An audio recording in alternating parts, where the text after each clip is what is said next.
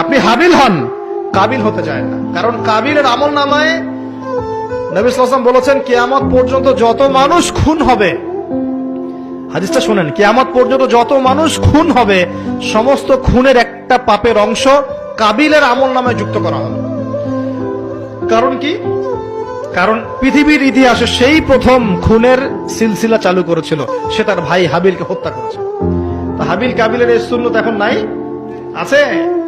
মুসলিমদের মধ্যে দেখবেন বহু কাবিল ঘুরে বেড়াচ্ছে, আছে না? হাবিলের সুখ ওর ভালো লাগছে না, হাবিলের উন্নতি অগ্রগতি ওর পছন্দ হচ্ছে না, হাবিলের কুরবানি আল্লাহর কাছে কবুল হচ্ছে, ও সহ্য করতে পারছে না, এই জন্য সে কাবিল হয়ে গেছে। এরকম কাবিলের সংখ্যার অভাব নাই তো পৃথিবীতে।